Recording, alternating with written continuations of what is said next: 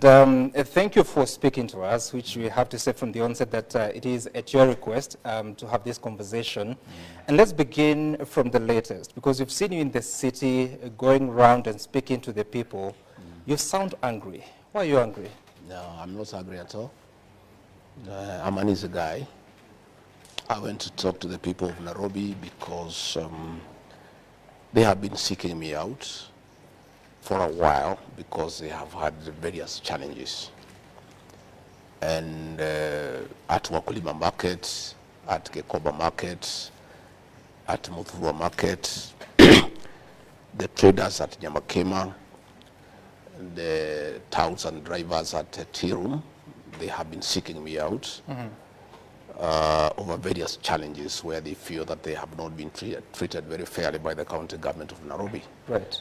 And I therefore went to listen to them because as a leader, when the people whom you lead call upon you to listen to them, that's what good leadership is all about. So you are listening to them? Yes. What did they tell you? There are very many challenges at Wakulima Market over forceful eviction to Kagudo Road after having been there for almost 30 years without adequate public participation. And I think 2 weeks ago there were attempts to forcibly evict them, and they are quite unhappy and they wanted some intervention. Again at Muthurwa Market, they have had challenges over health. There are hazardous challenges in terms of garbage collection, in terms of lack of water, lack of sanitation, and they would want some intervention. Again, at the Gekoba Market, there has been challenges about threats to evict them from where they have had their livelihoods for many years. And they wanted me to listen to them and try to see what intervention we can make. Basically, it was a day for me to go and listen to these people because they have been looking for me for a while. But what will you do? The city has a governor who has explained that they're not necessarily evicting the people from that market. It's only that those that are excess need to move to a different location. What solution will you offer? Well, the fact that they are looking for me means they are not satisfied. Because if they were satisfied with what they have discussed with the governor, they do not have to look for me.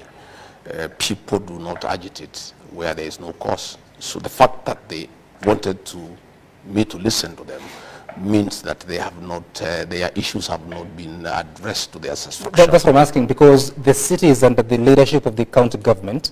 What will you do as Deputy President? Well, mine is to profile the matter and bring it to their attention, because it's important. You see what is happening. Why those people look for me is that when the governor of the city of Nairobi was seeking for votes, I held his hand and I went and talked to those people.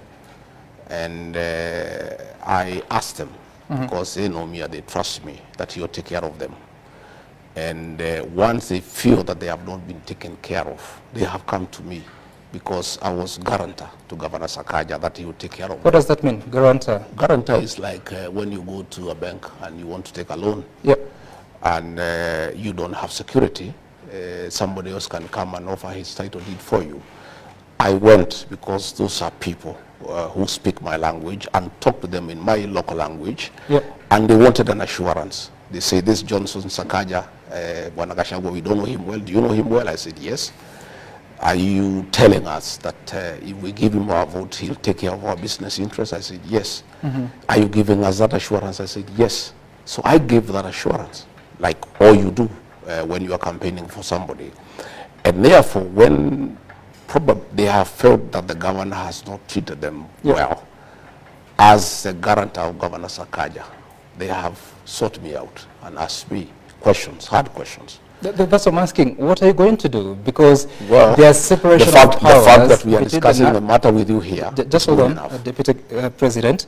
The separation of roles between the national executive and the county executive is quite clear.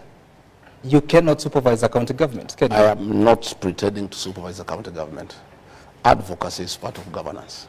The fact that the matter is being discussed here is good enough. It means the matter has gotten the right attention. I've seen the governor has written a big reply. That is good enough, because if I had not gone there to listen to them, he would not be replying to that matter. The fact that the matter has been brought to light is good enough. And that is what leadership is all about. Because at my level, I've given it high profile. Everybody knows there's a challenge. The governor knows there's a challenge. It's incumbent upon him now to deal with that challenge. But I have undertaken, my rightful role as guarantor to Governor Sakaja to those people by going there and give them an ear and listening to them. And because of the publicity that has gone with the tour, the matter now is under discussion, which is a good beginning point. Interesting. And of course, we'll get back to that later on. But first, that was not the only issue that you were talking about while in the city. You also said a few things that I want to reference just a little bit. Mimi siwezi kubali mambo ya uongo, ndio kwa maana wananipiga vita. Kama mko na shida na mimi, kujeni munishtaki kwa wananchi. Who are you talking about? Some you know what is happening.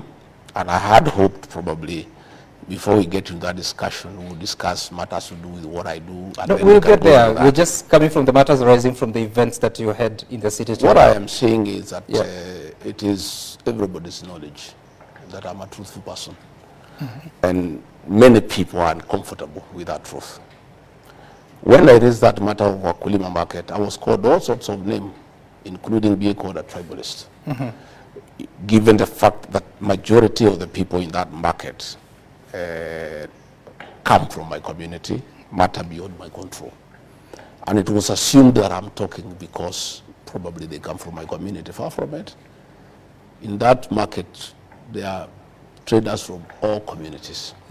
And when I bring these matters to light, many people have a problem with me. And the fact that I insist all the time that we honor pre-election pledges. There are things that we promise the people. We went there with Governor Sakaja and promised the people of that market that under our administration, their business can only flourish. It cannot become worse. We agreed that our administration will never oversee demolitions and evictions. Those traders were being evicted there about 10 years ago in a very brutal manner. And I talked about it. And many people are uncomfortable with that. And what I'm saying is that anybody who has a problem with my conduct, you go and report me to my employer. My employer are the people of Kenya. These are the people who employed me. Go to them and say, well, Rigathi Gachagua, Deputy President, is becoming a nuisance. He's complaining that you people are being harassed. We want to report him to you and ask him to shut up. And he shouldn't keep on bickering and saying that you people are being mistreated. That's what I was saying. Those are my employers. You go and report me to them. You said that the people that trade in Wakulima market are not necessarily from one community. But then again, in some of those instances, you spoke in your mother tongue, Yes, Kikuyu. I did. And some are using that to say that you're being a tribal leader. I did. I spoke in my mother tongue. When I looked for votes for Governor Sakaja, I spoke in mother tongue. He didn't have a complaint. He was quite happy. He was all smiles. You see, Sam, communication is not what you say, it's being understood. You talk to a people, to a language that they understand better. When I was looking for votes for President William Ruto, for Governor Sakaja, in meetings where the majority are people from my community, I spoke in my mother tongue. I don't know why people are having a problem now that elections have been won. When I speak to people in the language I used to speak to them when we were looking for votes. What was good then is still good today. But that time you were not deputy president. Now you are a national office. The But president, that does not... just hold on. The president is a symbol of authority. I mean, a symbol of unity in the country. You are the deputy president, principal assistant. Maybe would be held to the same standard. Does it not bother your conscience? Not at all, because the fact that I'm deputy president does not diminish my heritage and where I come from and my language. My language still remains intact. And Sam, let me tell you, communication is about being understood. It doesn't matter what language you speak. You speak the language that people understand. Even if more than 40 communities of the Republic do not understand what you say. But they were not in that meeting. But they're hearing But the people you are addressing, we were addressing specific issues in Wakulima market. Those issues are specific to those people. You talk to them the language that they understand most, so that you agree. You've just told me that the Wakulima market is not just the Kikuyu community. There are other communities that trade there. I spoke 70% in Swahili. Yeah. And 30% I spoke in Kikuyu, because the majority asked me to speak in Kikuyu. We have some mothers there who don't understand Kiswahili properly. We have some old men who have lived there in that market who have not lived in that market for a long time. And they told me, our son, we want to hear what are you telling us? What assurance are you giving us? And when I went there, Sam, I talked to them in my mother tongue for them to vote for Governor Sakaja. It cannot be when they are crying, when they are complaining. I cannot talk the same language. Okay. I talked to them when I was appealing to them to vote for him. You said, wale wanaopanga hii upuzi wasiharibu hii Kenya. Hii Kenya imekuwa na matatizo mengi, wakijaribu hiyo maneno, Wakenya hawatakubali. What is being organized? Nini inapangwa? You know there are many schemes that are going on every day. You have seen meetings. You have seen meetings of trying to divide the people of Mount Kenya region. You have seen meetings of undermining the deputy president. You have seen people being caught and being offered money to impeach the deputy president, to remove him from office, and all that nonsense that is going on. And I was saying, you see, some I'm elected by the people. And I asked the people directly whether they have a problem with my leadership. And they said they don't have. I drew my mandate directly from the people. And what I was saying, anybody who has a problem with my leadership, anybody who has a problem with my conduct, has every business to talk to my employer, the people of Kenya. Okay. Those are the people who make decisions over my conduct. Those are the people who can appraise my performance. Those are the people who can give an opinion as to what they think I'm doing, whether it's right or wrong. Okay. You're saying that people have been offered money to remove you from office. How so? It's the worst kept secret in Kenya. I leave it at that. No, but you're talking about it. How much money has been offered? Well, it's neither here nor there. No, it is. I think let's go for more informative discussion. No, we will get there, Deputy President. We just want to dispense with this because you're the one who is saying it, that people are being offered money. Indeed, that's a crime, isn't it? Yes, of course it's a crime. So who's offering the money? You know. No, I don't know. You get to know. I don't know, Deputy President. You get to know. These things will come out as in the fullness of time. These are things that will come out in the public domain. People are Why would they want you out? I don't know. I don't know. What are they telling you? They'll tell us. When they want to get us out, they'll tell us. They say that I'm high-headed. Yeah, that I am too people-centered. You know, that I'm listening to people too much. You know, that I am asking people to listen to what Kenyans are saying. I don't think it's a crime. I think leadership is about the people. And for you to be a good leader, you need to listen to the people. And I keep on listening to the people myself. And I keep on asking leaders, my fellow leaders, to listen to the people. And I'll continue listening to the people. And that's what I was doing today.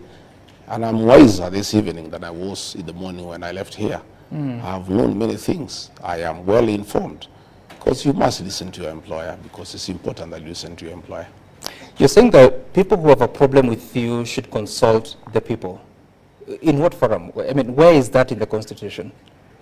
Consulting the people about leadership. So that they can take action against you. I mean, where do you place that in the Constitution? I'm talking about leadership. I'm saying before you take any decision on any issue, on matters governance, on matters leadership, it's important that you listen to what the people are saying all the time, and that's what I do myself. I don't, even the Constitution, 2010 Constitution, you know, gives public participation as an integral part of our governance structure. That anything that affects the people drastically, you need to listen to them. You need to go to them. You have seen many things going to court and being thrown out for lack of adequate public participation. Public participation is part and parcel of our life in this country, and more so in matters leadership, in matters governance. Deputy President, who told you there was a plan to impeach you? I am a consumer of information. When you call people for meetings, most of them are our people. When you coerce them, you intimidate them, you offer them bribes, they come and report to us. And, you know, what people must know is that people have loyalties.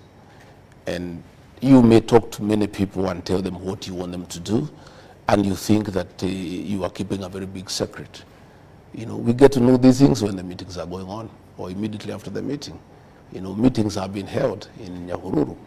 We know what was being discussed. Meetings have been held in Kithure, you know, in the house of a cabinet secretary. We know what was being discussed. We know the amount of money that exchanged hands. How much All is these things are in the public domain. How much? Never, don't worry. Are you interested in the money yourself? Don't worry about, I don't think anybody will find any of that money, so you shouldn't be worried about the amount. But all these things that are happening, people know, and some. Now, let nobody underestimate the intelligence of the Kenyan people. The Kenyan people are very intelligent people, and they have come of age.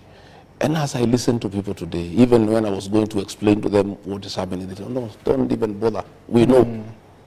You know, Deputy President, the interesting bit is that you're revealing information, but halfway. You've just now revealed there's a cabinet secretary who hosted a meeting in Kithure. Who hosted the other meetings? Who organized them? Some have told you. You have seen the meetings yourself. I've just told you what was being discussed inside those meetings. I'm giving you info on what was going on. You are aware of the meetings. The only meeting I know about is of the members of parliament that came out and said that their leader is now... That was not the real issue. No, the real issue is what I'm telling you about. In that meeting, it was discussed that they were going to be... The one that was held the whole night in Nyahururu. The whole night, that was what came out is not the real issue. The one of dividing the mountain into two, the one of looking for another leader, that was not the issue. The issue is how you can force our deputy president out of office. You know, that was the issue. It was the real issue that was being discussed in that meeting. And people know, and they reported to us, many people, most of them were coerced into that meeting. They were intimidated in that meeting. In fact, in the photograph, there were only 28. There were 35. And 7 of them ran away because they didn't want to be photographed. The others were said to be 48. The balance from 35 minus 48, I think is about 15, were not even there. And most of them, the Honorable Mother Wangari, denied that she had not participated. The Honorable Munyoro, the MP for Kegumo, wrote a letter saying he was not part of it. There was a lot of coercion, there was a lot of intimidation, there was a lot of bribery. Coercion from who? Yeah, for those who have the capacity to coerce. Who are those? Pressurize. You can describe them without naming. You know them. I don't know. Well, Deputy President. You live, you get Sam, you are an adult. You have been around for a long time. I can confirm I am, yes. But I don't have that information. No, you do. You'll find out with the time. And as these conversations are going, because you're saying that there are people who are refusing that they were part of that meeting, there are those that accuse you that you bully people, that you don't listen to the people. In your own county, home county that is Nyeri, I think most of the members of parliament, if not all, have stepped away from you. Why is this? I don't bully anybody. I'm just truthful. I ask members of parliament. Let's unpack that. What does truthful mean? I just ask the members of parliament to listen to the people, to listen to the ground. They call that bullying. It's not bullying. It's just being truthful. You know, people don't want to be told the truth. We have a problem with this country. People want to live a lie. Those members of parliament from my county are very good people. But they have a lot of coercion and intimidation. But it doesn't really matter. What matters is that the Nyeri people, I was there the other day, are with me. 44 members of the county assembly are with me. The governor of Nyeri is with me. If the MPs want to be intimidated and be coerced to seem to fight me, that's up to them. They have a date with the people of Nyeri in the fullness of time. And I'm really not bothered by there are reports that, Mr. Deputy President, you're working with opponents of sitting members of parliament to decampaign them ahead of the 2027 election. I am not working with any opponent of anybody. What happens, Sam, is that nature abhors vacuum. If I go to a meeting and member of parliament doesn't turn up, another character who is interested in leadership turns up, you cannot chase him away. I am a people's person. Nature abhors vacuum. I have no candidate. I have no candidate. I have not looked for anybody to campaign anybody. What I cannot do, for sure, when I go around the country, I cannot stop Kenyans to accompany me to wherever I am going. If a member of parliament is there, he or she is given a chance to say hello. If he is not there and there is somebody else who wants to say hello, they are allowed to say hello. That's the way it goes.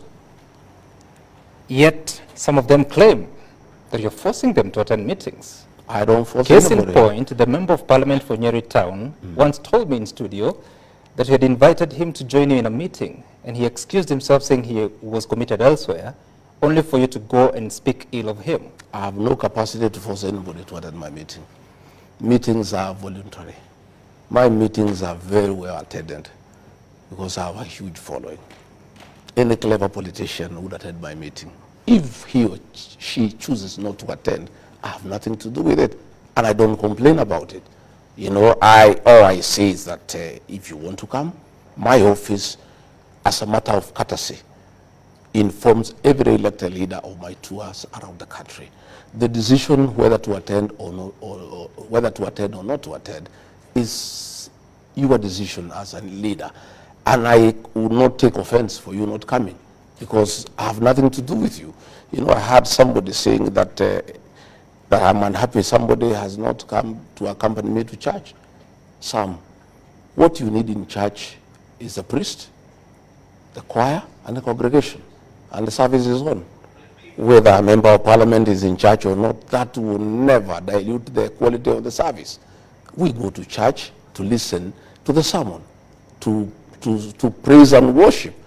And if the church choir is present, the congregation is present, you know, and in fact the Bible says where 2 or 3 are gathered, that's where God is. That's all you need, 2 or 3. I don't think I have any issue with anybody attending my meeting or not attending. I am not bothered, really. Okay. You're not bothered, you say. Yet, if, as you say, that there are plans to impeach you, if an impeachment motion makes its way to Parliament, you will need members of Parliament to make a case for you, because it is them that vote. That is their decision, Sam. My position is very, very clear. I was elected by the people of Kenya. Okay? It is the people of Kenya who will confirm whether I'm working well or not. But if members of Parliament... How would they decide? If members of Parliament are persuaded, intimidated, coerced to remove me from office, so be it.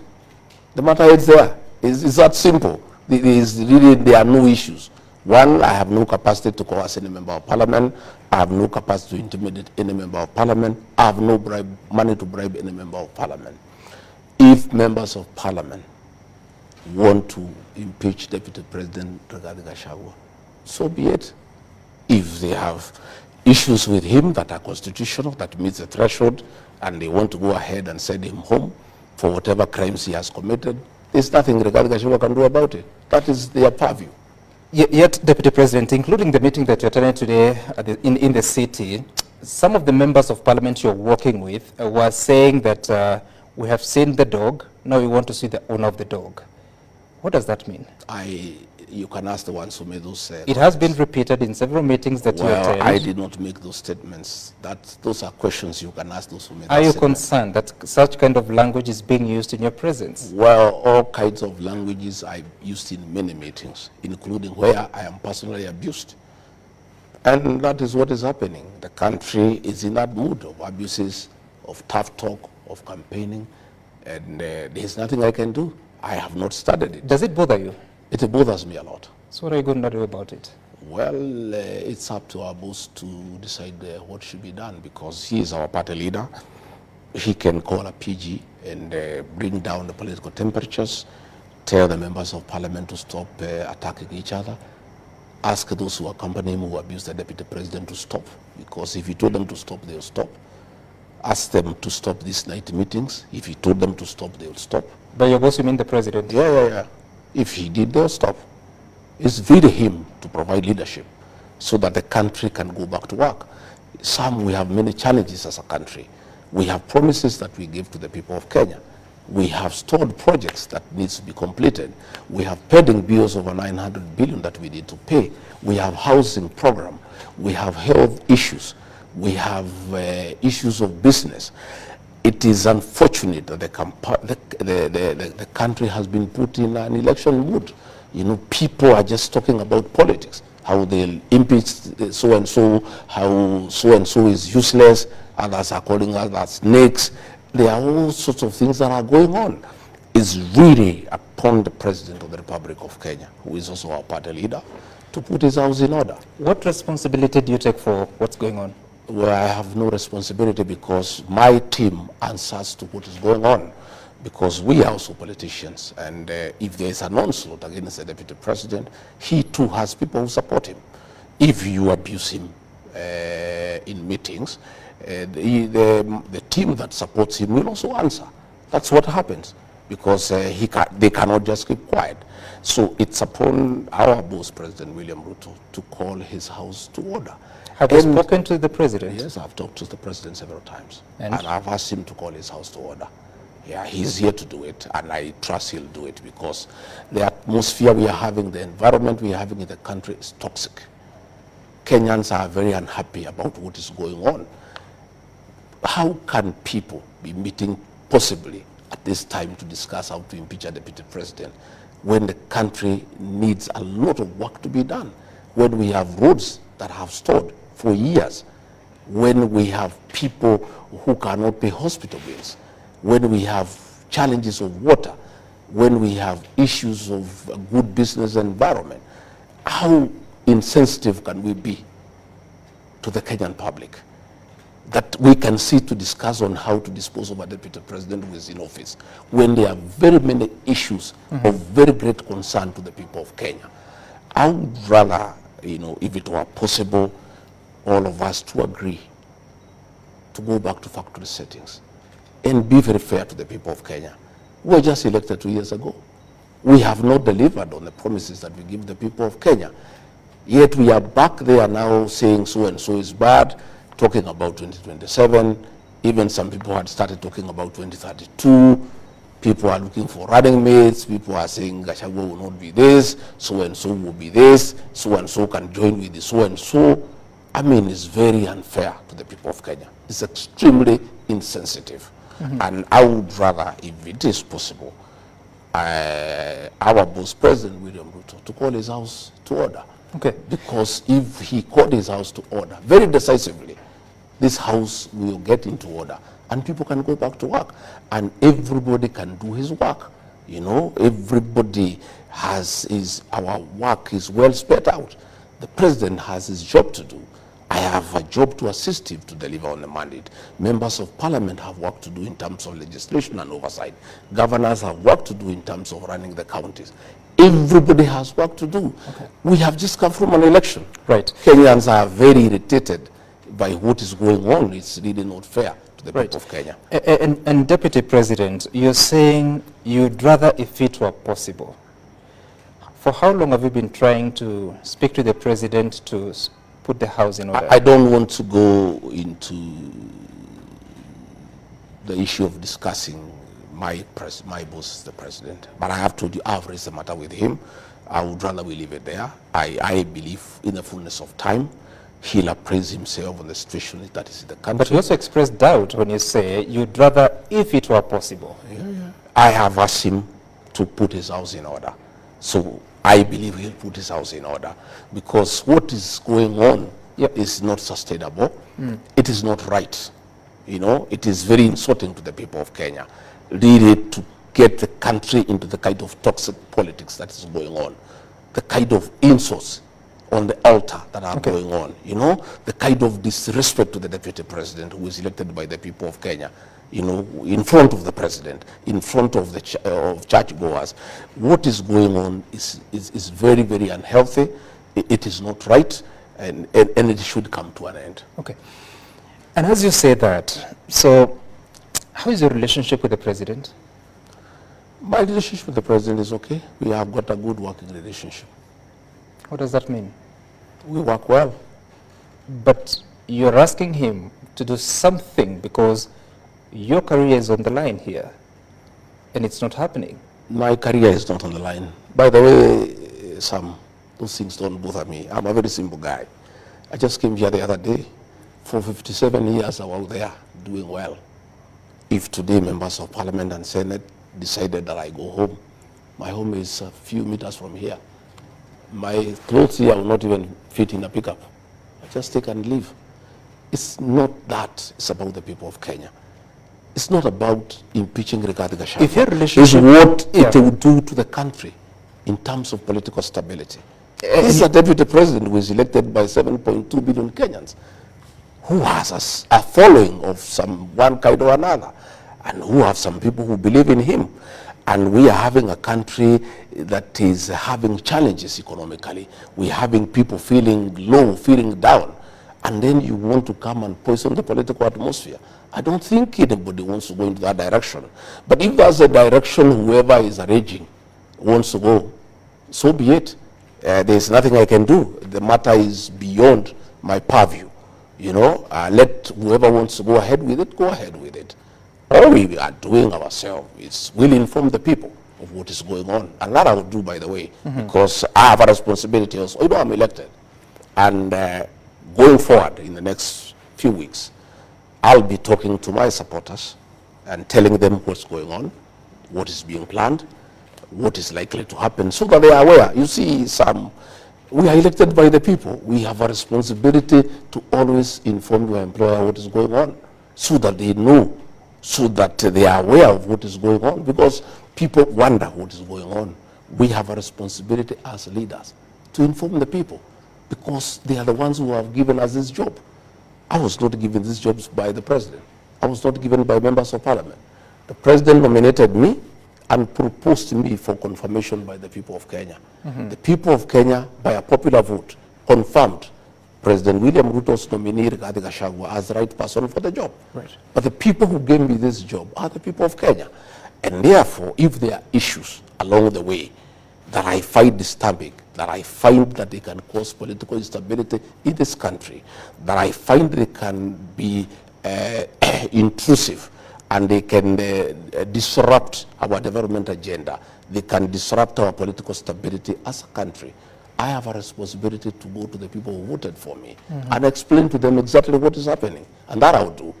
And I have started today, and I'll be doing that along the way, because I am answerable to some people. I cannot just sit here in Karen. Meetings are going on at night. You know, people are being intimidated. People are being coerced, you know, to disrupt, you know, my term, to stop me from doing my work. And I just sit here. I cannot. I'll go to the people and say, good people, you gave me the job. Are you happy with what I've done so far? Yes or no? Okay. If you have a problem you want me to correct, but my people, this is what is being planned. And it is so and so who is planning it. So when you see it happen, please know this is what is going on. Deputy President, I take note that you keep going back to that conversation about the meetings and the plans that are being made. Do you think the President knows about those meetings? Well, I don't know whether he knows, but many people in those meetings quote him, but he's not there. So I have no confirmation. How do you know they quote him? No, it is reported to me. They say they invoke his name, that he is the one who has authorized those meetings. But since he's not in those meetings, I cannot accuse him. But the truth of the matter is, the way we work as UDA, as Kenya Kwanza, any motion of impeachment in the National Assembly to remove the Deputy President of the Republic of Kenya will never find its way to the House unless the President approves. That's the way we work. Any contentious issue that comes to the National Assembly, the finance bill, this and that, the President will call a PG and say, this is our agenda, can you go and prosecute it? So, even as people are planning, if that motion will ever find itself to the House, it will have to get the approval of President William Ruto. So it will be his motion, because he'll have to approve it. So since we have not reached there, I don't want us to say anything about it. Okay. But that is the truth, because we have a way we work. That is a very heavy matter.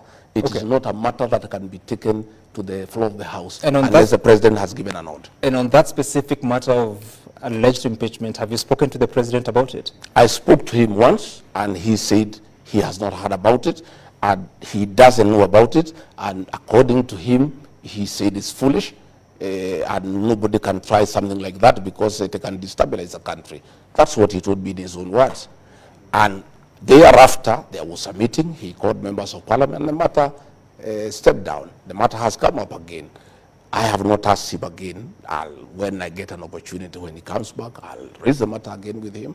I will say, Mr. President, a meeting was held here, this was said. A meeting was held here, this was said. What do you have to say about it?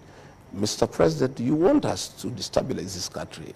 Are you part of it? What they are saying, the President will pronounce himself on the matter. But I want to say that there is no motion of impeachment against the Deputy President of the Republic of Kenya that can find itself on the floor of the House unless the President of the Republic of Kenya gives a nod. Okay. And again, even if it was to go there, nobody else has the capacity to push it through. It's only the President himself.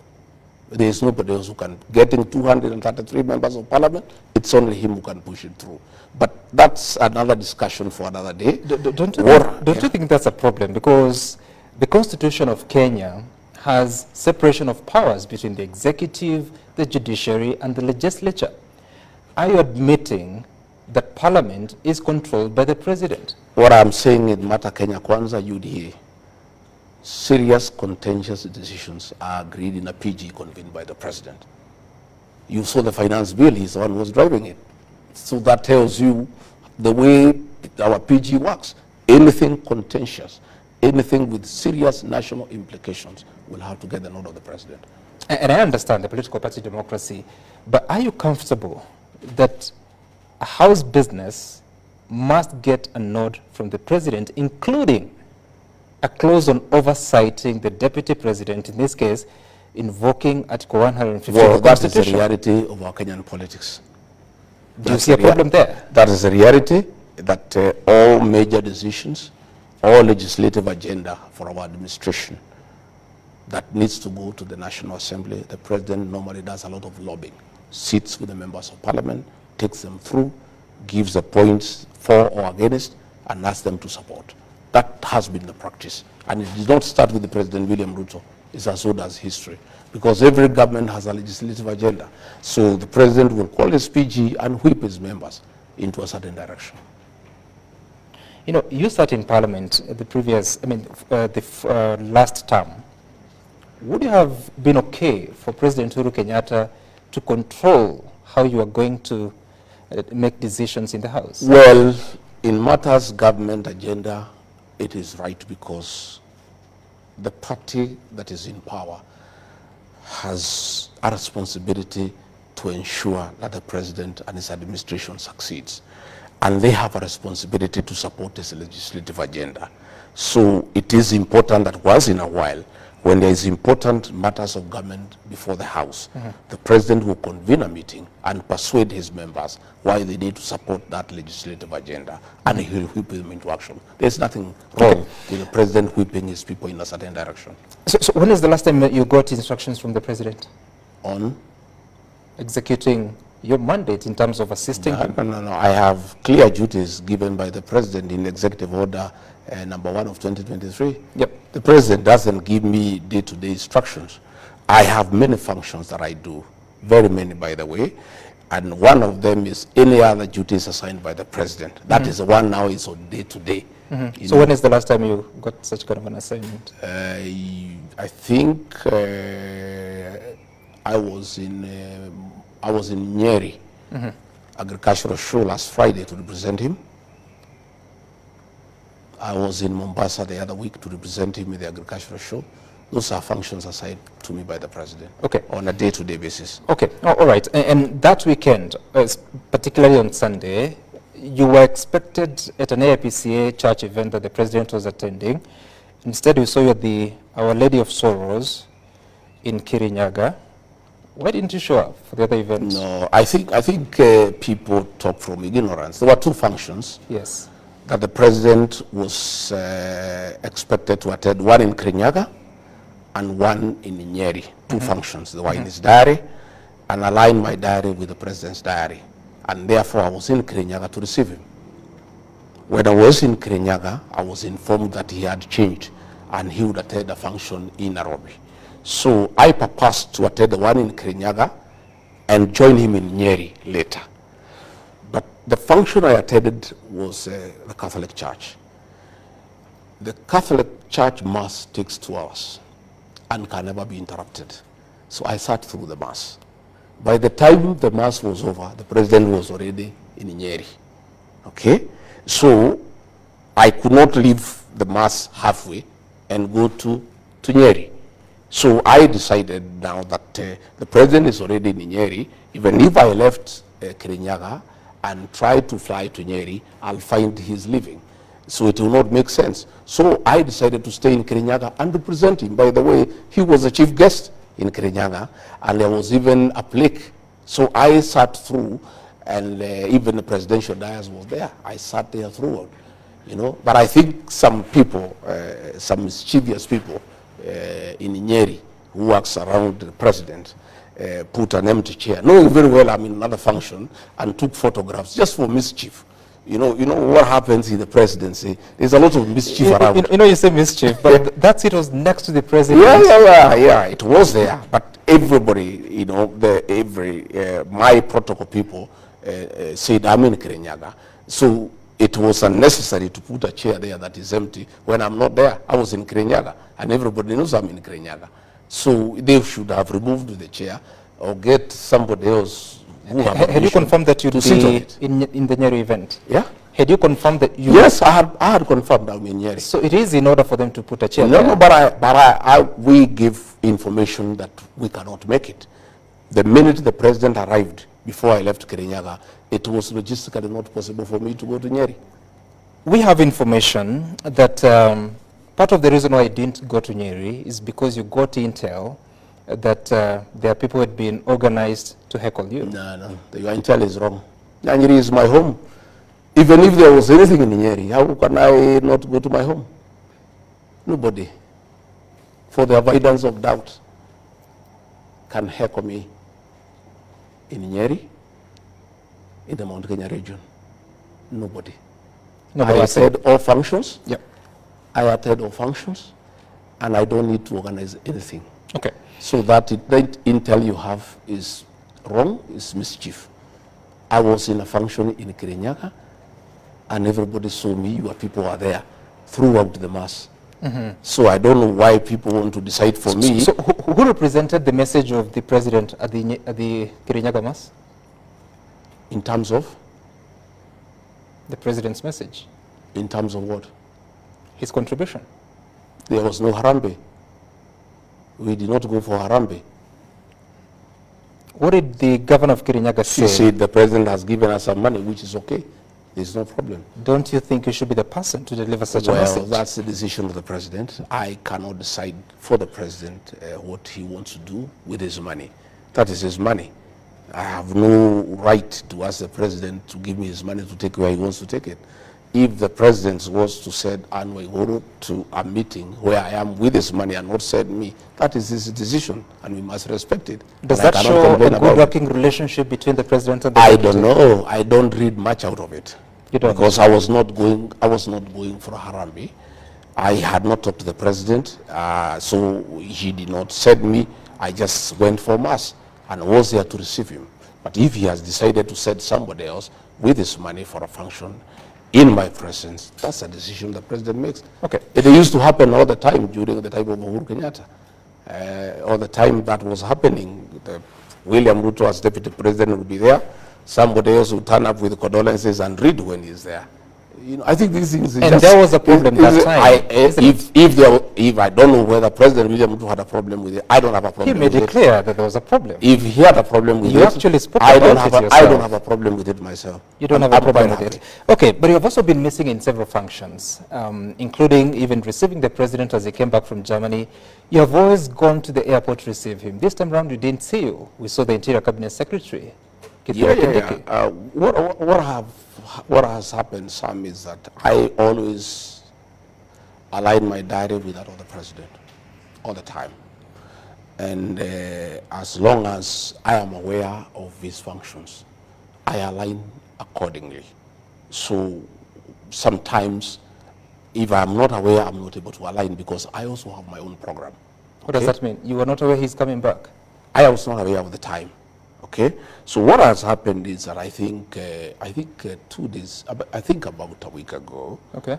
I think about a week ago, we have a diary for the president, where I am there, my private secretary is there, my chief of staff is there, and all his issues are there. So we align. I think about a week ago, we were removed from that diary, you know.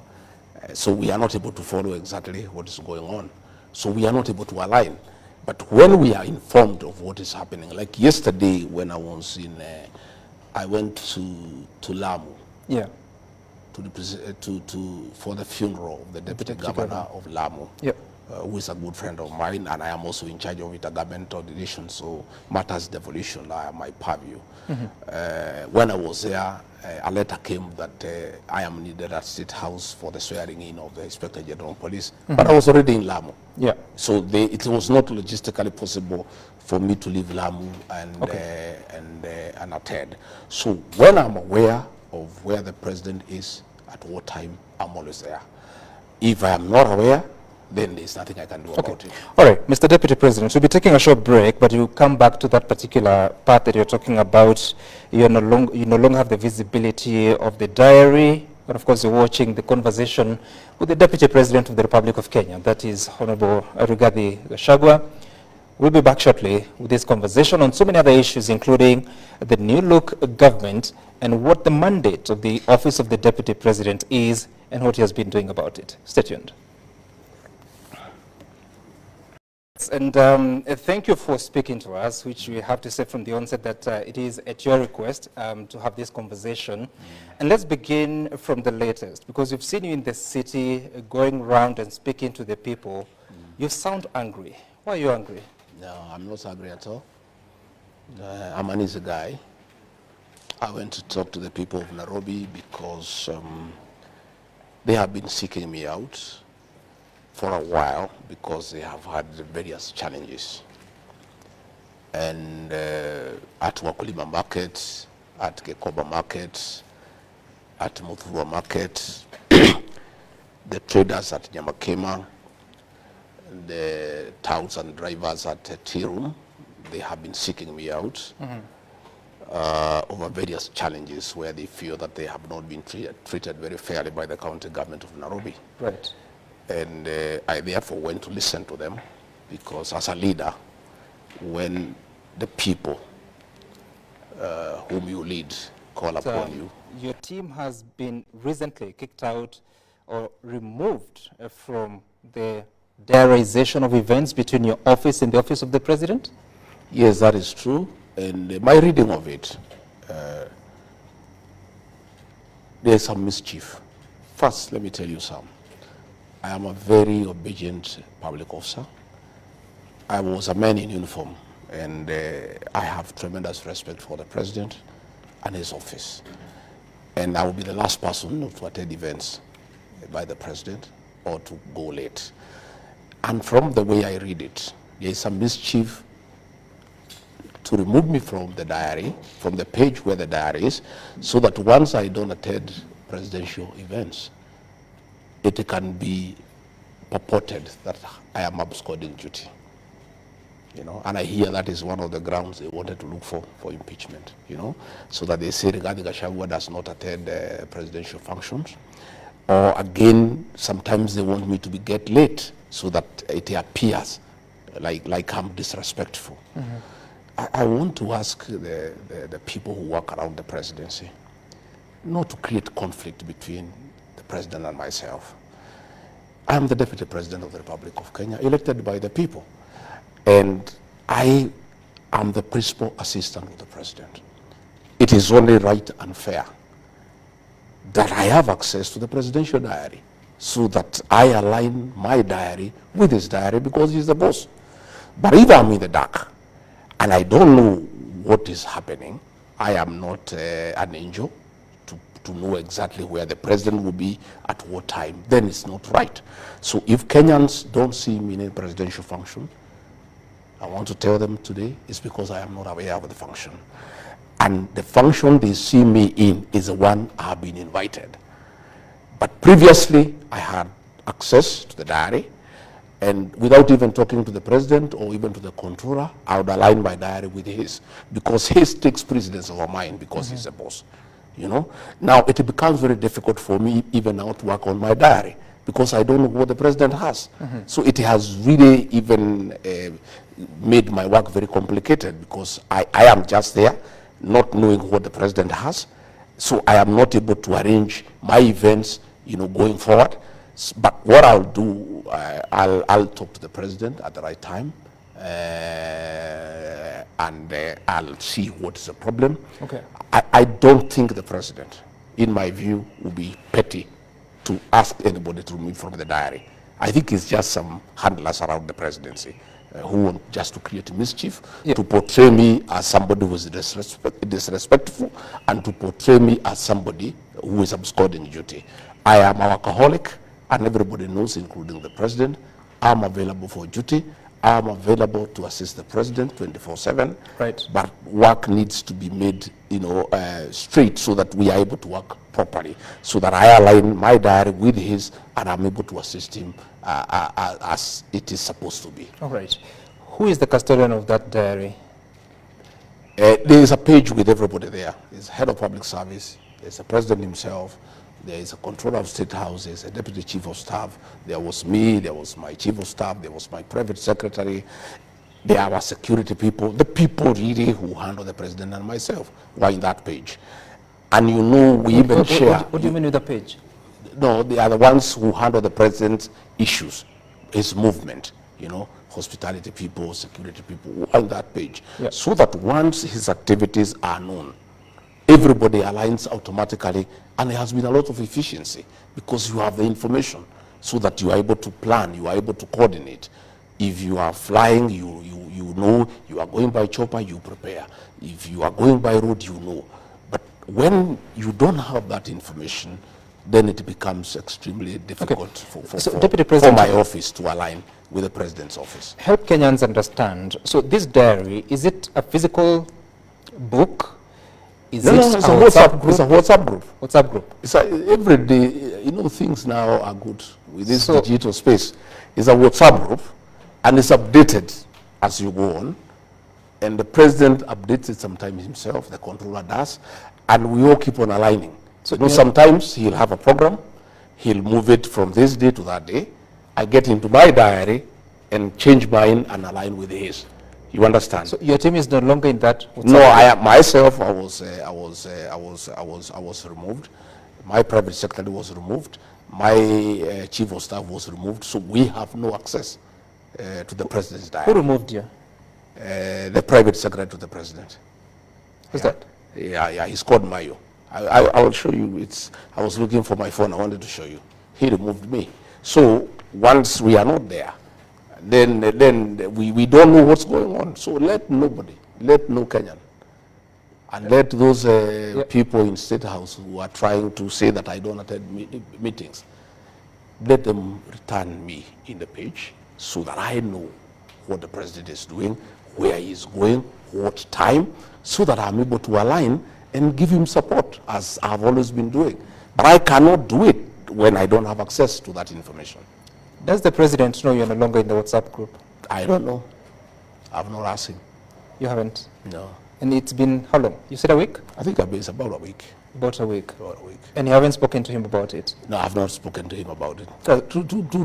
To be truthful, initially I thought it's a little bit petty. Okay. But now that the matter has been raised, and I have seen Kenyans have been asking, and I have seen some mischievous bloggers in State House trying to insinuate that I'm absconding duty, I have decided to give this information to the people of Kenya in the spirit of the truthful man, a man who speaks the truth, so that the people of Kenya know exactly why I'm not in those functions. I think I owe Kenyans the truth, Because again, as I told you, Sam, I'm employed by the people of Kenya. They need to know why is the deputy president whom they elected not alongside the president in the functions. I think we owe that information to the people of Kenya. And do you know why you would be removed? I don't know. But I have told you, they are mischievous people around the president. Why are they mischievous against you, Deputy President? Well, I don't know. How do you explain mischief? People have many motives. People have many motives. They are mischievous people trying to create a wedge between me and the president. And it's been going on for a while. And I take it in stride myself because I'm also an elder and I'm also an officer, you know, who is well trained. I was trained in paramilitary. I have tremendous capacity for perseverance and endurance. I'm able to take a lot of flack, just quiet and taking it in good tiding because I am quite mature in my leadership, in my approach to life. And many, many petty things, I have ignored them because sometimes I don't want to become petty. So there are many characters around there.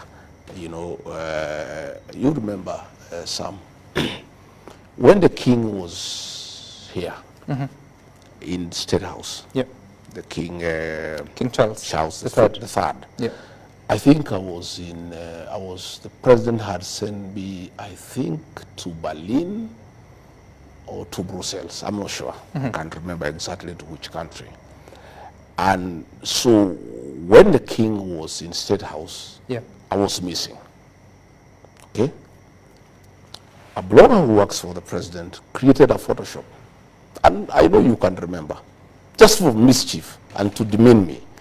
Created a Photoshop that, you know, the king is here, working with the president. Then there was a window there, and Rigathi Gachagua had been locked in that window, and he actually circulated on his blog until Kenyans complained, and he brought it down, just to demean the deputy president. And these are people who work for the president, and you wonder why.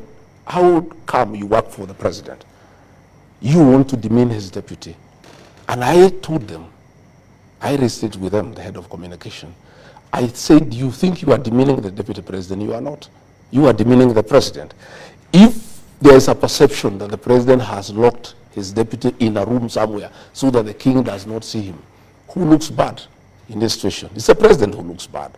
So there are many people around the president who are very petty, who are full of mischief, and who are hell-bent on creating conflict within the presidency. I would like to ask the people who work for the president to be honorable and decent people.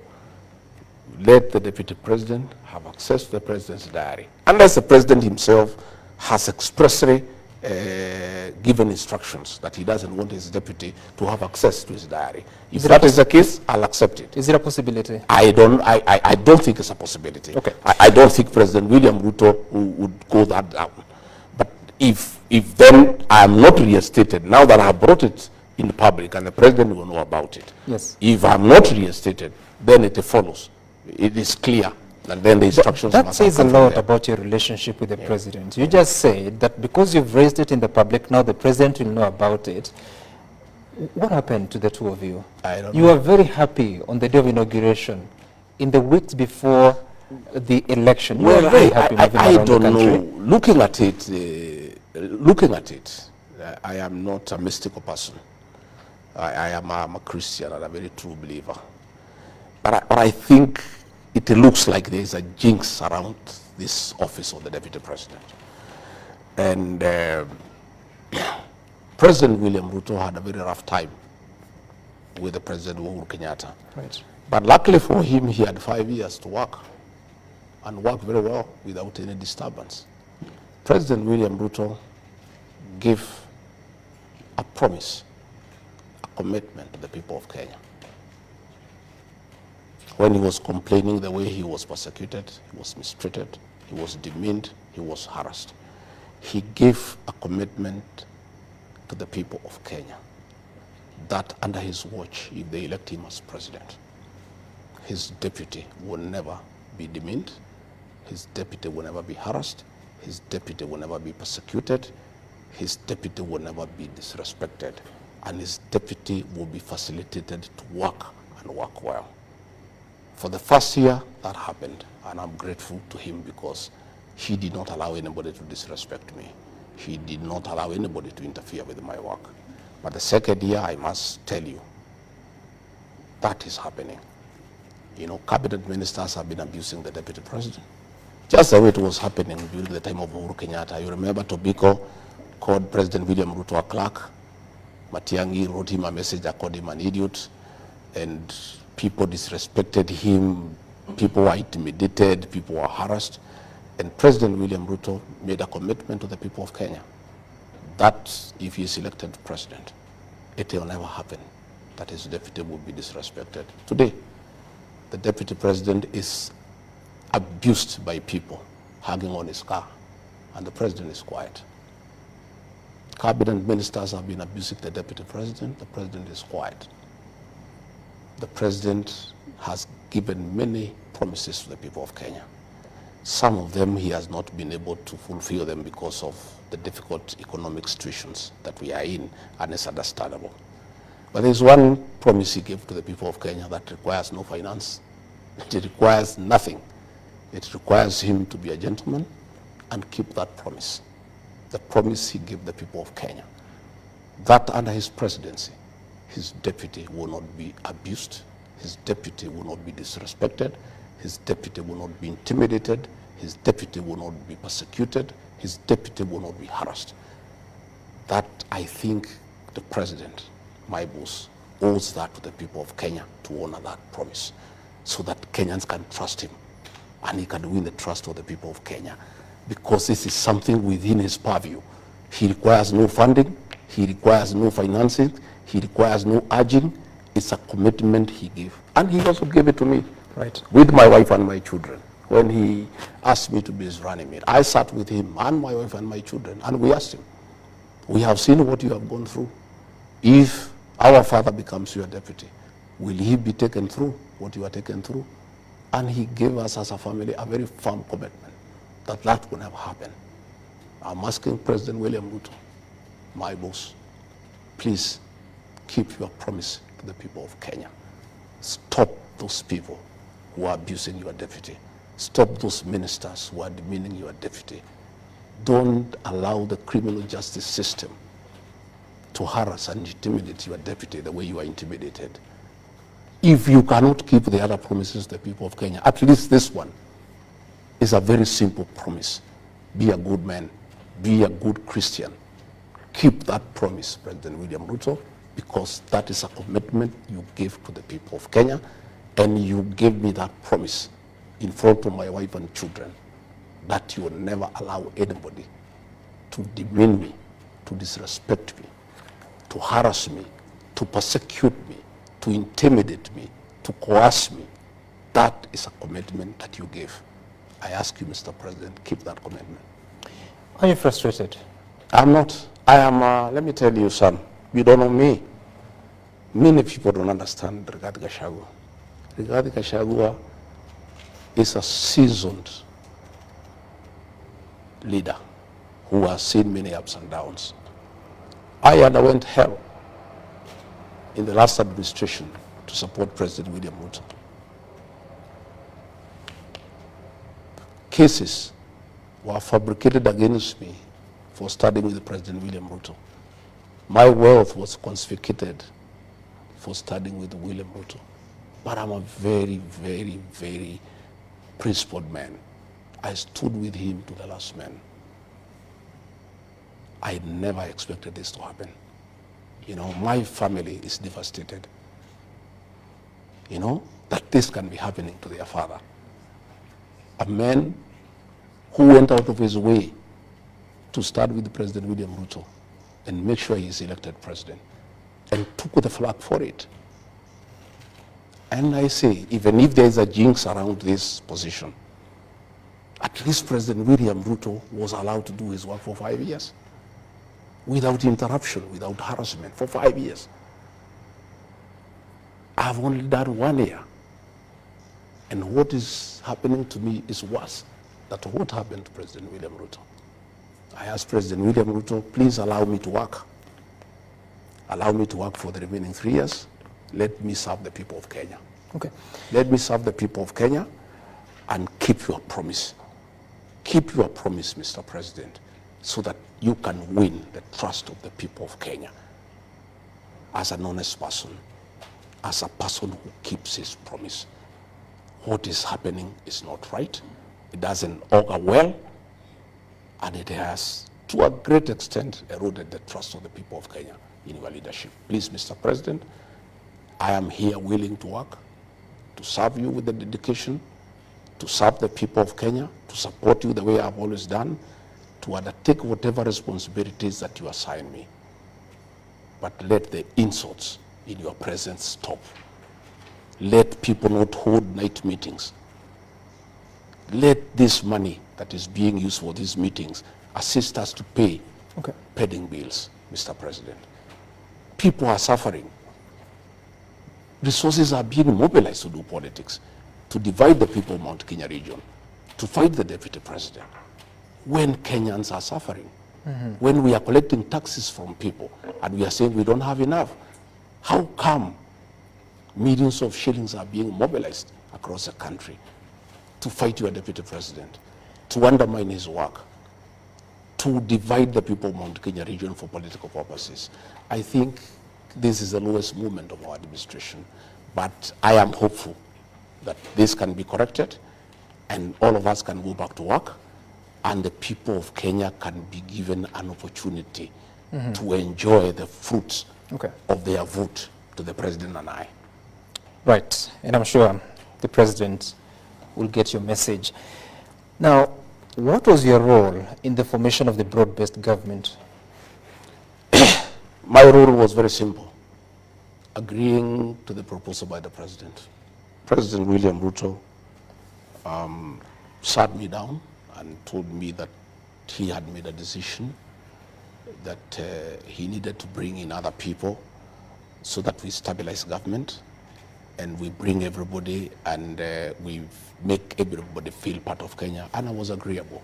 And I told the president, if that is the intention, and to make our country move forward, improve the lives of our people, I'm agreeable.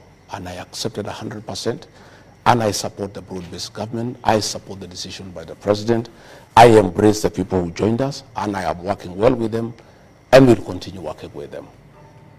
What causes confusion is many people asking me, how is it that the president called for broad-based government to bring in everybody so that we have one cohesive country, so that everybody is part of it, yet people are planning to remove others?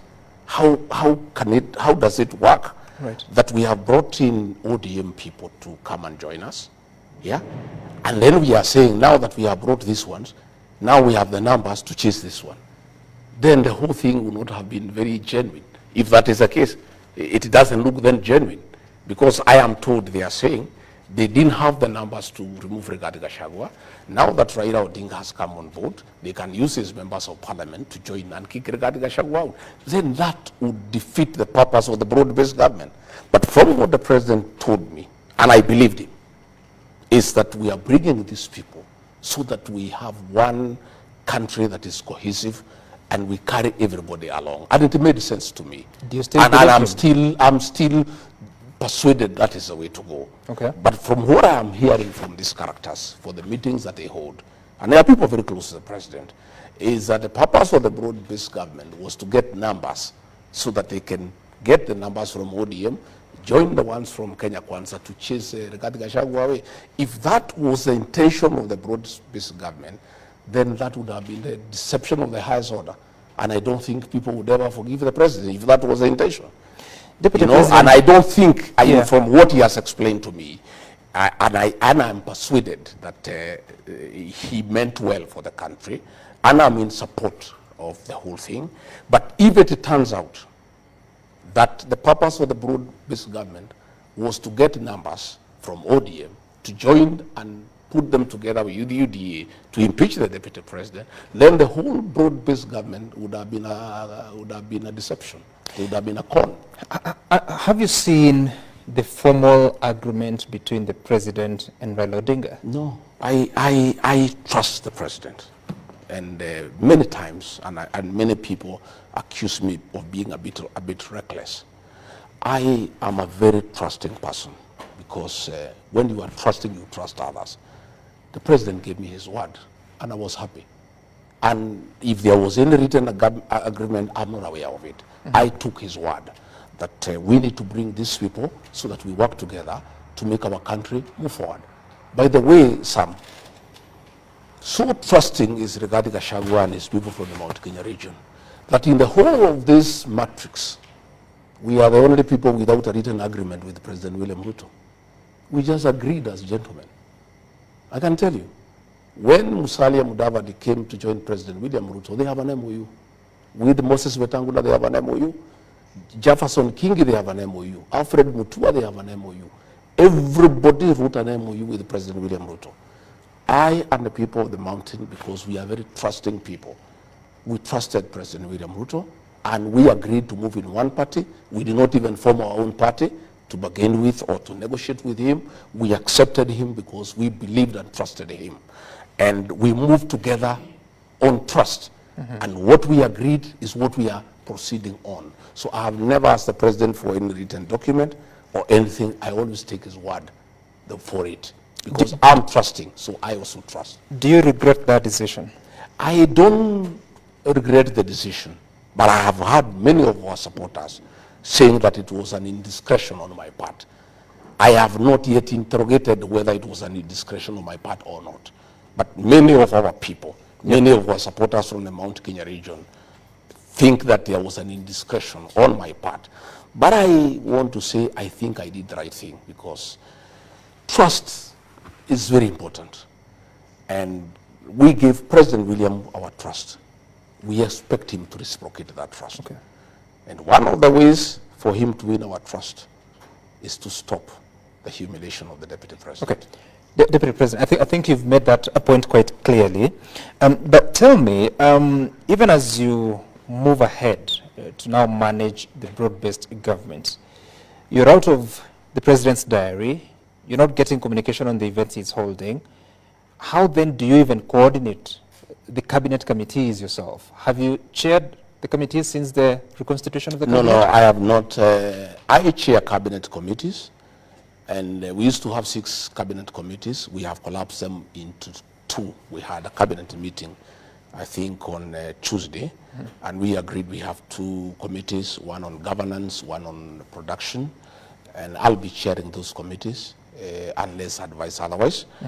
And those committees have been very good, Sam, and part of the work that I've done for this country and for the president. I've held 35 cabinet committees since we were sworn in. And we have prosecuted you said how many? 35 cabinet committees, and we have prosecuted 333 agenda items. And what those cabinet committees do, they are very, very thorough and very, very interactive and very, very exhaustive, because we even invite PSs, we invite CEOs, we invite technical people, and we do interrogate business of cabinet in a very comprehensive manner, so that by the time we go to the cabinet that is chaired by the president, more or less most of the issues have been agreed on, and the president gives his thinking and he gives his direction, and sometimes he agrees, sometimes he doesn't agree with us, and give it to him. Where he doesn't agree with us, he convinces us and we get convinced. And the president, in my view, did very well to set up the cabinet committees, because the president should be a consumer of finance, because he's a very, very busy person. And the kind of work we do here in cabinet committees, sometimes 6 to 7 hours, will be a bit heavy for the president because of his duties. What is the reason of so we collapsing? continue, Yeah. and those cabinet committees have worked very well. Okay. And I am very, very, very clear that we'll continue to have the cabinet committees. Right. And we'll be able to look at the cab memos that have come, and we'll be able to proceed to the cabinet for the final approval. If they were that effective, were they being reduced from 6 to 2? No, what happened is that there were 6, and then we were having issues of quorum. And sometimes one member would appear in 3-4 committees. So it was becoming logistically a nightmare, you know, that this committee is meeting, then you have to go, you have to come back, and I think we agreed in cabinet, and it's a good decision. We reduced them into 2, one to do with governance, it has 11 ministries, the other one to do with production, it has 11 ministries, and I think it will work very well. Okay. And we'll have the first cabinet committee, I think, next week, and we'll be able to process all the agendas that are before us so that we can proceed to the cabinet. You promised the people, or rather, during the campaigns, you used to say that when Raila Odinga came to the government, under the handshake arrangement with President Uhuru Kenyatta, that's when you lost the Jubilee government of second term. And you said you'd never allow Raila Odinga into your government. Now it appears he has quite a hand in it. Yeah. Is that a deal breaker for you? Well, I look at it differently. You know, only a fool doesn't change his mind. We had President Uhuru Kenyatta, our 4th president, brought Raila to government and asked us to support Raila Odinga, which we, the people from the Mount Kenya region, were very unhappy about. And we disagreed with President Uhuru Kenyatta, and President William Ruto persuaded us that Raila is the one who has caused problems in government. He persuaded us, and he's a very persuasive leader, and we were persuaded. President William Ruto persuaded us that if we allow Raila Odinga to become president, this country will not move forward. And as a result, we disagreed with President Uhuru Kenyatta and rejected Raila Odinga and gave our vote to President William Ruto. So when we came into office, it was my agreement with President William Ruto that we will not allow Raila into government. But along the way, my boss, President William Ruto, changed his mind. And he is the boss. And in this situation, Sam, we are not in a co-presidency. I'm just a principal assistant to the president. Mm-hmm. What he says is what carries the day, and I don't argue with him. I may have reservations, and I raise it with them. He persuades me many times. Other times he overrules me. And when I realized that he started having a relationship with Raila Odinga, I slowly gave way, because the boss is always right, you know, and that is why many people say, oh, Rigathi Gachagua, he had said he has put traps in State House so that Raila Odinga has not come. Yeah, that was my agreement with the President William Ruto. But that is not my house. The minute I realize they are meeting, they are interacting, I'm also not a stupid person, and I don't have to be told, you know, in black and white. I relaxed, and I stopped even attacking Raila Odinga, and I let the president have his way. So by the time he decided to bring him into government, I had already formed an opinion that the president wants to work with Raila Odinga, and I was quite happy with it. In any case, my brother and long-time confidant, President Uhuru Kenyatta, had told us that Raila is a good man. President William Ruto convinced us otherwise. And we abandoned our son Uhuru Kenyatta, and we decided to go with President William Ruto. Now President William Ruto has told us exactly what President Uhuru Kenyatta had said, that Raila is a good man, we can work with him. If two presidents says a man is good, who are you to argue with him? So we have said Raila Odinga is a good man, and let's work with him. Let's make him part of our political process, and let us build the country together. And I want to say, myself and my political base, the Mount Kenya region, have no problem whatsoever with Raila Odinga. In fact, what people are saying, and it's very interesting, they are saying a Mount Kenya king does not pronounce himself twice on a matter. Our son, President Uhuru Kenyatta, had pronounced himself on this matter. So that pronouncement carries the day. As we stand today, me and the mountain people are quite happy with Raila Odinga, and we don't have a problem with him whatsoever. And I can tell you, because it's important that I say so, myself and the mountain people feel very bad that we punished Uhuru Kenyatta, we demeaned him, we told him off, we embarrassed him for telling us that Raila Odinga is a good man, and we were very, very brutal with him, and we really hammered him. It has come to our knowledge that it was very unfair, because his crime was to tell us that Raila Odinga is a good man, and we decided that Raila Odinga is a bad man, William Ruto is a good man.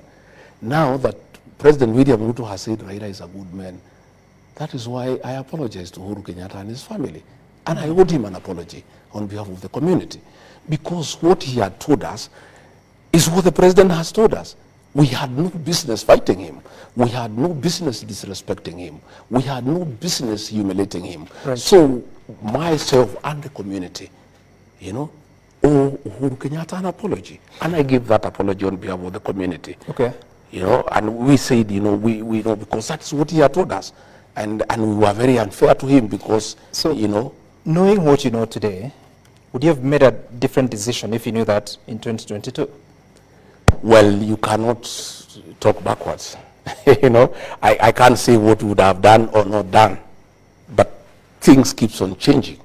Yeah, but now we are saying everybody is good. You've said that once the king pronounces themselves, the pronouncement stands. Does that mean Uhuru Kenyatta is still the king of the mountain? Oh, yes. You do know? Uhuru Kenyatta is the undisputed king of the mountain. And what is your relationship with him? Good. Brotherly. When did you do that? Oh, we talk. You know what happens with our community? We are a very interesting community. We don't fight. We fight very rarely. And when we do, when we realize we fought without a good reason, we patch up. So what was that? Oh, yeah. How many months ago? Which month? Which year? We've been, when we realized we made a mistake, I'm the one who made the first move of reaching out and apologizing, because really we were unfair to Uhuru Kenyatta. We were very, very unfair. Sometime I really feel very bad that I was so brutal on a man who was my great friend, my confidant, my brother, my kinsman. I was so brutal on him. And his crime was only one, saying Raila is a good man. And then the man I said, we don't want Raila Odinga, we want William Ruto. Then he comes and says the same thing. I felt very stupid, In fact, another day, a very senior person abused me at the airport and called me stupid 5 times. And I looked at it, I was very bitter, but I looked at it later at night, and I thought probably he was right. I think I was stupid to fight my own brother, my kinsman, my confidant, for no good reason, for saying another person is a good man. I really regret what I did, and my community does regret, and we are very apologetic to the Kenyatta family. And what happens in my community is a saying that making a mistake is not bad, but repeating is unforgivable. And by the way, let me tell you, Sam, from the experience of my community, myself and the leaders and the whole community fighting Uhuru Kenyatta, our son, a decision has been made by the community. In fact, it's a covenant. Never again shall the people of the mountain ever fight their own. When was that decision made? The people, the Meru, they just talk slowly. That has been agreed on. And that's why you find when a few leaders are being told to fight Rigathi Gachagua, they are finding it very difficult, because a decision has already been made. When? That, like almost a year ago. By who? By the community. In what forum? Don't worry. There are millions. You don't know our people. There are millions of people. Our people don't talk in meetings. They have a way of communicating. That is how they drove the British out of this land, by communicating silently. There is a covenant among the Mount Kenya people that they will never again, ever be confused by anybody, be used by anybody to fight their own leader. They will never do it. And I also want to tell you, for the avoidance of doubt, for those who are trying to divide the Kikuyu, the Meru, and Embu. It's an exercise in futility. Those three are one. And finally, they'll be one. And, you know, we have seen these things happen during the Azimio campaign. You use a lot of money, you call meetings, you call MCAs, you call people in tents, you give them money, you persuade them, they take your money. Finally, they make a decision. And you see what they did in 2022. I can tell you, this attempt to divide the Kikuyu, the Embu, and the Meru is an exercise in futility. You can spend billions, you can spend money, you can have meetings, night meetings in hotels, in where, in what forums. Okay. But finally, the people of the mountain are one, and they will never be divided, and they will not agree. They have made mistakes before, they will not repeat them. Deputy President, on the 26th of June, 2024, you were in Mombasa, addressing a press conference shortly after the President had spoken, and you were questioning when the rain started beating the government of Kenya Kwanza, the administration of Kenya Kwanza. And you went out to attack Nuruddin Haji, the Director General of the National Intelligence Service, accusing him that he should take responsibility of the Gen Z protest that led to what we saw at Parliament on June 25th. What was your role in those protests? None. My statement in Mombasa is on record. I don't want to delve into it. I pronounced myself. I said what I thought of the situation. And that remains my truth. And anybody can challenge me otherwise. I don't want to delve into that statement because it was a public statement for consumption. Do you stand with it? I said what I said. Do you stand with it? Have I ever issued another statement countering that one? You believe the National Intelligence Service is responsible for the protests? I've said, Sam, please allow me. I don't want to go into the merits and the demerits of that statement. The statement was crystal clear. It was in broad daylight. It is still there. You can interrogate it. Why would you come out and make such a statement about an officer who sits in the National Security Council, yet you have access to him or even the president? I have said I made that statement. I don't want to go into it. Please allow me not to go into it. That statement I made in broad daylight. You covered it live. It is still there. You can go and read it and listen to it once more. But in the spirit of accountability, because it was your statement, and I believe you made it after thorough consideration, and you raised issues to the person of the Director General. You said he should resign. You still believe so? I have said I talked to that day. Sam, allow me to leave it there. I don't want to go into that matter. Do you think that your tribulations have something to do with how you conducted yourself during that period? I don't think so. They did not start then. I told you we just worked well for 1 year, and then all these games and schemes started. They had nothing to do with it. That was my own reading of the situation then, and I talked to the people of Kenya as an elected leader. When is the last time you attended a meeting of the National Security Council? Well, National Security Council meetings are top secret. I don't want us to I don't want the details. I don't want us to go into the details. When is the last time you attended a meeting? I think earlier this month, I think so. Earlier this month. Was the NIS Director General in attendance? Of course it was.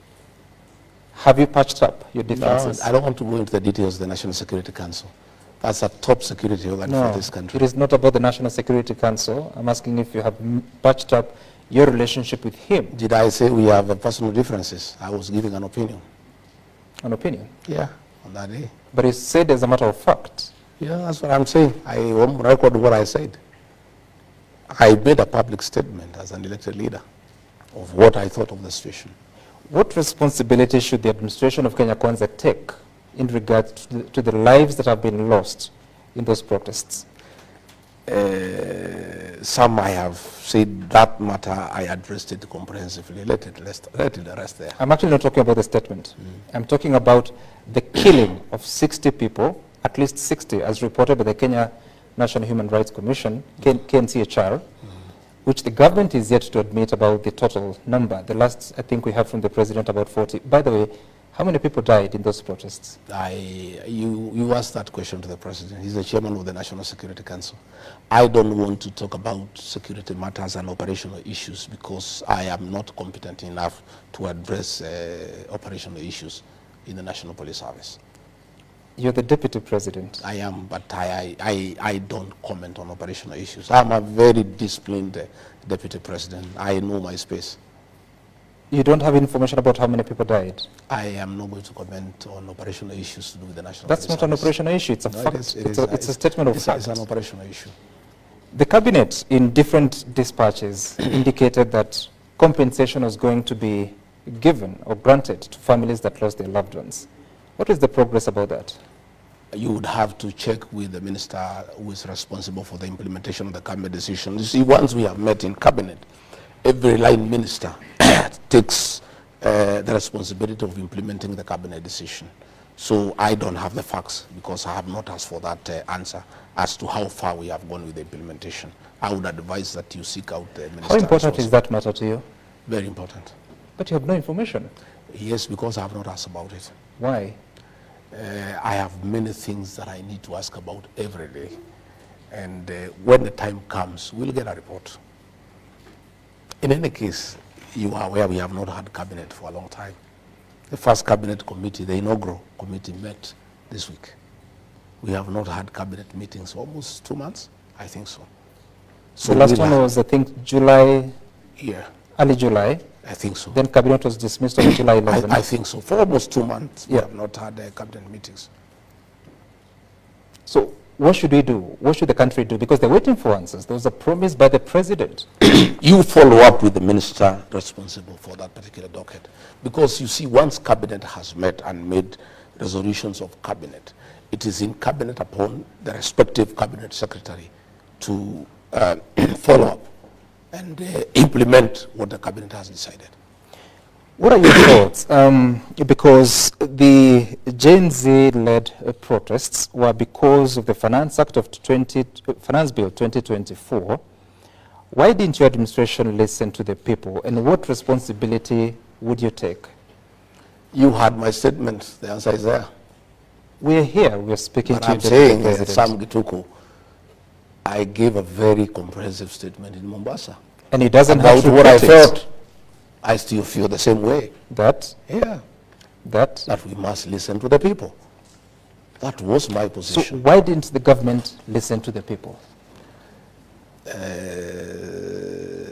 Sam, I've pronounced myself on that matter.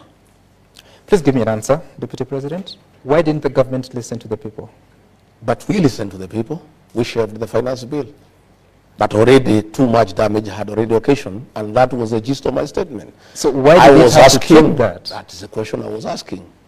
Do we have to wait for things to get to this magnitude for us to act? That's what I was asking then. Before that time, did you try to propose the voice of reason to those that... I always do. And quite a number of people are uncomfortable with me for always speaking the truth and saying that we need to listen to the people. And what happened if you raised those issues? Well, I cannot give you details of what happens in cabinet. Cabinet meetings are top secret, and I am bound by... I'm not talking about cabinet meetings. No, those forums, my opinions, are given in cabinet. I cannot divulge to you what my opinions were, because I will be in breach of the oath of secrecy. You know, you told me that you're accountable to the people of Kenya, and if anyone has a problem with you, they should actually consult the people of Kenya if they're disappointed with you. But you're here, I'm asking you a question about your role in making sure that what happened on June 25th didn't happen, but you won't explain. But I have explained to you. I was very clear. I pronounced myself on the matter that we need to listen to the people more. What else? What more do you want me to tell you? That is my stand. I'm asking what happened that, who was not listening? That's what I'm asking. I have told you, Sam, I have said we need to listen to people all the time. And if you made that counsel to whoever, who is that didn't listen to you? Well, I don't want to apportion blame.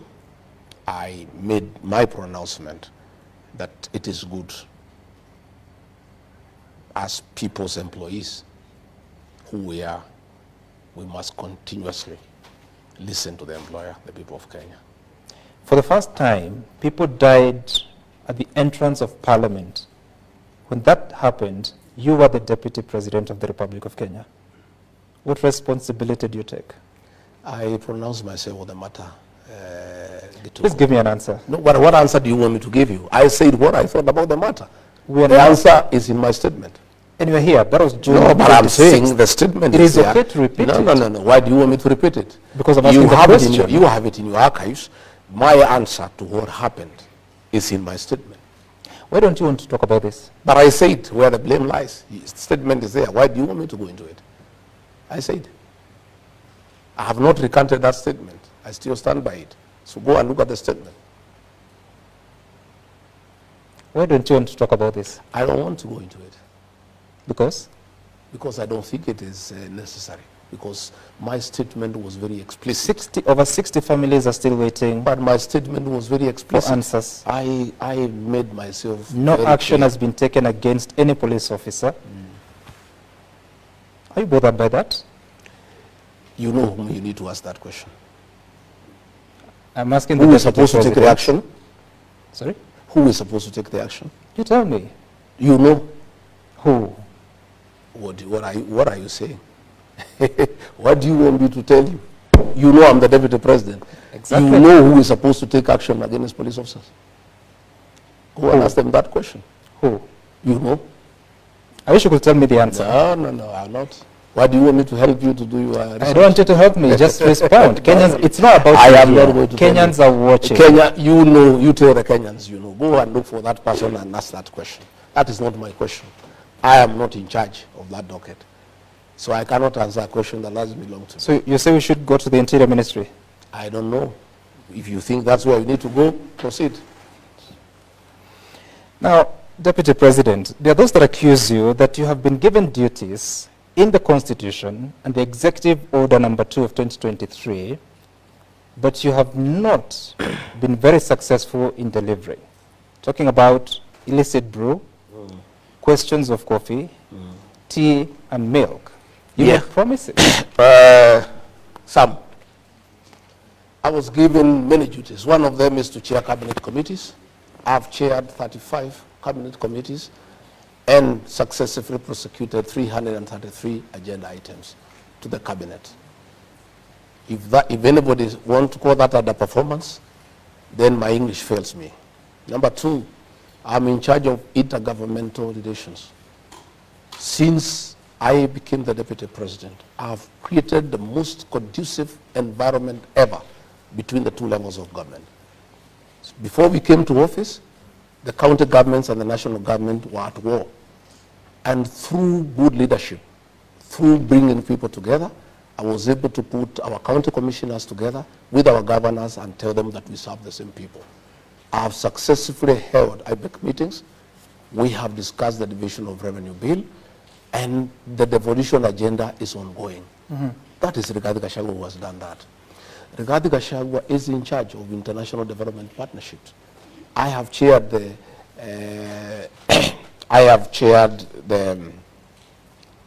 Development Partners Forum. I've held meetings with our development partners.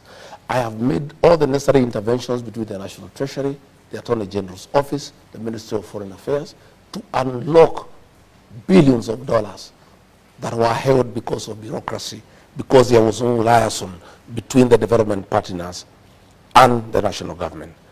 I am in charge of constitutional commissions and independent offices. I have held meetings with constitutional commissions and independent offices, the Chief Justice, the Attorney General, the Inspector General of Police. For the record, there was a very big dispute between the Inspector General of Police and the National Police Service. Through my office, I mediated and solved the problems. They used to exchange insults in the press. You have not seen that anymore. That is work that I did. I have successfully mediated differences between the Ministry of Education and the Teacher Service Commission. And you can see